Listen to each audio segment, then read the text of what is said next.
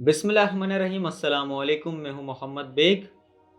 सैयदना आदम अलैहिस्सलाम की ज़िंदगी के वाक़यात के हवाले से जो अब तक हमने चीज़ें डिस्कस करी वो ये थी कि आदम अलैहिस्सलाम से पहले इस दुनिया में क्या था, आदम अलैहिस्सलाम की तख्लीक किस तरीके से हुई, और उसके बाद जो अल्लाह ताला ने आदम अलैहिस्सलाम को सजदा करने का हुक्म दिया फ़रिश्तों और इब्लीस को, तो उस पर जो अल्लाह ताला और इब्लीस का मुकालमा हुआ। अब इस हिस्से में हम डिस्कस करेंगे अम्मा हव्वा के हवाले से, जो कि हज़रत आदम अलैहिस्सलाम की वाइफ थी और पूरी इंसानियत की माँ, और दूसरा जो हज़रत आदम अलैहिस्सलाम और अम्मा हव्वा को जिस इम्तिहान से गुज़रना पड़ा, और तीसरा हाबिल और काबिल का वाक़या जो कि आदम अलैहिस्सलाम के दो बेटे थे। शुरू करते हैं अम्मा हव्वा से। हज़रत आदम अलैहिस्सलाम को जब अल्लाह ताला ने तख्लीक किया तो उस वक्त वो जन्नत में अकेले थे, तो फिर उनके लिए अल्लाह ताला ने अम्मा हव्वा को तख्लीक किया। और ये जो अम्मा हव्वा है, इनका नाम हव्वा कुरान करीम में कहीं पे भी नहीं आया, बल्कि ये तफासिर की किताबों में आया है। अम्मा हव्वा की तख्लीक से मुताल्लिक अल्लाह ताला इरशाद फरमाते हैं सूरह निसा की आयत नंबर 1 में कि लोगों अपने परवरदिगार से डरो जिसने तुमको एक जान से पैदा किया और उसी से उसका जोड़ा बनाया।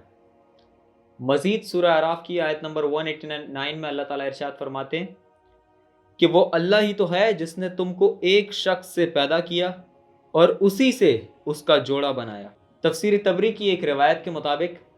हज़रत हव्वा अलैहिस्सलाम को आदम अलैहिस्सलाम की बाएं तरफ की छोटी पसली से पैदा किया गया जिस वक्त वो सो रहे थे, और फिर उस पसली की जगह को गोश्त से पुर कर दिया गया। और मज़ीद एक और रिवायत में तफसीर तबरी की में आता है कि फ़रिश्ते आदम अलैहिस्सलाम के पास गए और उन्होंने उनसे पूछा कि इनका नाम क्या है, तो आदम अलैहिस्सलाम ने जवाब दिया हव्वा। तो फ़रिश्तों ने पूछा कि इनका नाम हव्वा क्यों है, तो आदम अलैहिस्सलाम ने जवाब दिया कि क्योंकि ये एक ज़िंदा वजूद से पैदा की गई है। इसके बाद हज़रत आदम अलैहिस्सलाम और अम्मा हव्वा अलैहिस्सलाम को एक इम्तिहान से गुज़रना पड़ा, और वो इम्तिहान अल्लाह ताला के उसी फरमान के तहत था जैसा कि अल्लाह ताला सूरह मुल्क की आयत नंबर 2 में इरशाद फरमाते हैं कि हमने मौत और ज़िंदगी बनाए ताकि तुम्हारा इम्तिहान ले कि कौन अच्छे अमाल वाला है। मज़ीद सूरह हूद की आयत नंबर 7 में अल्लाह ताला इरशाद फरमाते हैं कि हमने ज़मीन और आसमान बनाए ताकि तुम्हें जांचे कि कौन बेहतर अमल, कौन अच्छे अमल वाला है। हज़रत आदम अलैहिस्सलाम और अम्मा हव्वा को इम्तिहान क्या पेश आया? देखें, दरअसल हुआ ये कि जब आदम अलैहिस्सलाम को अल्लाह ताला ने तख्लीक किया और इब्लीस और फ़रिश्तों को हुक्म दिया आदम अलैहिस्सलाम को सजदा करने का, तो जो इब्लीस ने इनकार किया, इस सारे वाक़े के बाद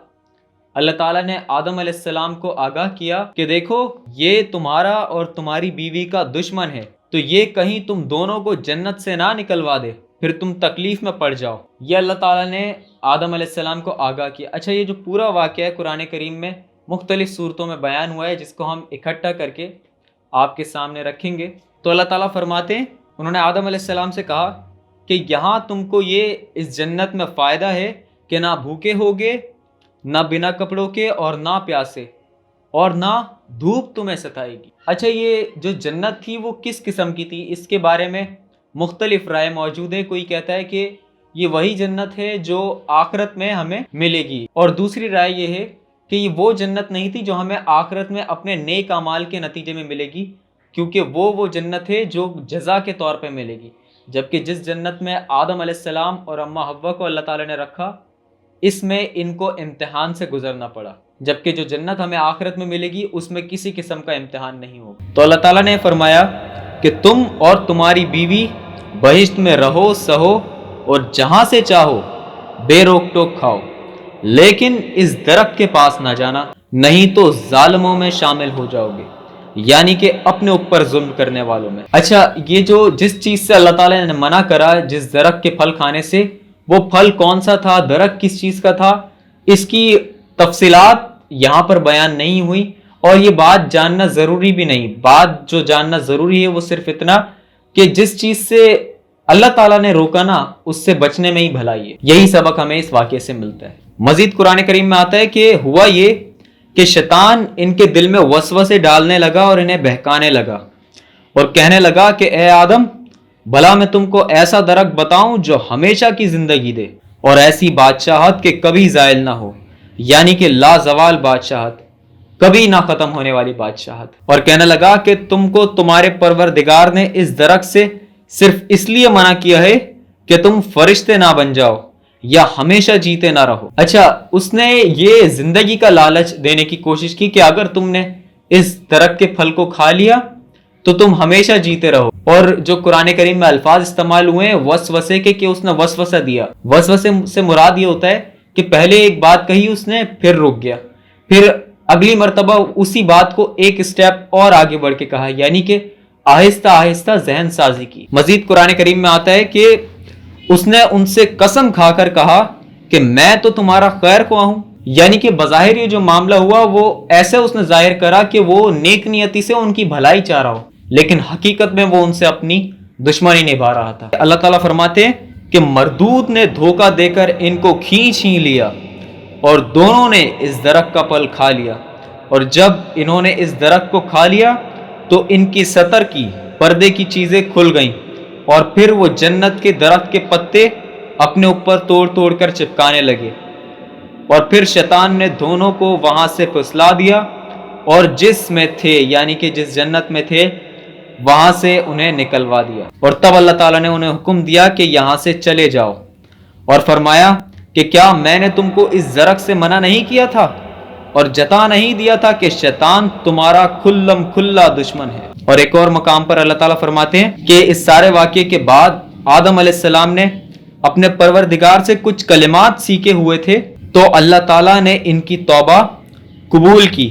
بے شک وہی توبہ قبول کرنے والا اور رحم فرمانے والا ہے۔ پھر آدم علیہ السلام اور اماں حوا نے دونوں نے وہ کلمات کہے جو کہ توبہ اور استغفار کی بہترین دعا ہے، اور وہ دعا یہ تھی جو سورہ اعراف کی آیت میں آئی ہے کہ اے پروردگار، ہم نے اپنی جانوں پر ظلم کیا، اور اگر تو ہمیں نہیں بخشے گا اور ہم پر رحم نہیں کرے گا تو ہم تباہ ہو جائیں گے۔ یہ وہ خوبصورت الفاظ تھے جو اماں حوا اور آدم علیہ السلام دونوں نے ادا کیے، جس کے بعد اللہ تعالیٰ نے ان کی توبہ قبول کی۔ پھر اللہ تعالیٰ مزید قرآن کریم میں ارشاد فرماتے ہیں کہ پھر اللہ نے انہیں معاف کیا اور فرمایا کہ تم دونوں یہاں سے اتر جاؤ، تم میں سے بعض کے دشمن ہوں گے، اور تمہارے لیے ایک وقت تک زمین پر ٹھکانہ اور سامان ہے، اسی میں تمہارا جینا ہوگا اور اسی میں مرنا، اور اسی میں سے قیامت کے دن اٹھائے جاؤ گے۔ اور جب تمہارے پاس میری طرف سے ہدایت آئے تو جو شخص میری ہدایت کی پیروی کرے گا اسے نہ کوئی خوف ہوگا نہ غم، اور دوسرے مقام پر الفاظ آئے ہیں کہ نہ وہ گمراہ ہوگا اور نہ مصیبت میں پڑے گا۔ اور جنہوں نے اس کو یعنی کہ میری ہدایت کو قبول نہ کیا اور ہماری آیت کو جھٹلایا وہ دوزخ میں جانے والے ہیں اور اسی میں ہمیشہ رہیں گے۔ جو میری نصیحت سے منہ پھیرے اس کی زندگی تنگ ہو جائے گی، اور قیامت والے دن ہم اسے اندھا کر کے اٹھائیں گے، اور وہ شخص کہے گا کہ میرے پروردگار تو نے مجھے اندھا کر کے کیوں اٹھایا، میں تو دیکھتا بالتا تھا۔ تو اللہ تعالیٰ فرمائیں گے کہ اسی طرح ہماری آیتیں تیرے پاس آئی تھیں تو تو نے انہیں بھلا دیا، نظر انداز کیا، اسی طرح آج تو بلایا جائے گا، نظر انداز کیا جائے گا۔ یہ جو سارا واقعہ تھا سیدنا آدم اور اماں حوا علیہ السلام کا، وہ قرآن کریم میں سورہ بقرہ کی آیت نمبر 35 سے 39، سورہ اعراف کی آیت نمبر 19 سے 25 اور سورہ طٰہٰ کی آیت نمبر 115 سے 126 میں بیان ہوا ہے۔ اور اس سارے واقعے سے متعلق اللہ تعالیٰ قرآن کریم میں سورہ اعراف کی آیت نمبر 27 میں فرماتے ہیں کہ اے ابن آدم، ایسا نہ ہو کہ شیطان تمہیں کسی فتنے میں ڈال دے جس طرح اس نے تمہارے ماں باپ کو جنت سے نکلوا دیا تھا۔ یعنی کہ اس وجہ سے ہمیں سارے واقعات جاننا ضروری ہیں تاکہ ہم ان سے نصیحتیں حاصل کریں۔ اچھا، جب یہ سارا معاملہ ہو چکا، اس کے بعد جب اللہ تعالیٰ نے سیدنا آدم علیہ السلام اور اماں حوا علیہ السلام کو زمین پر اتارا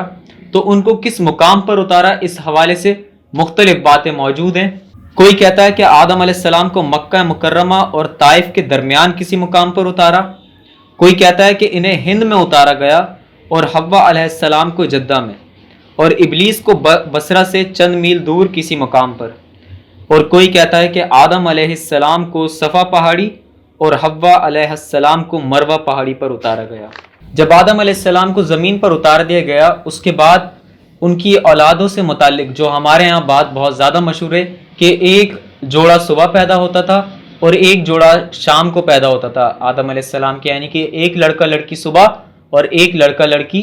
شام کو. تو نہ یہ بات قرآن کریم میں کہیں بیان ہوئی ہے، نہ ہی کسی احادیث کی کتاب میں، اور نہ ہی یہ بات سائنٹیفکلی پروون ہے. یہ معاملہ ہوا کس طریقے سے؟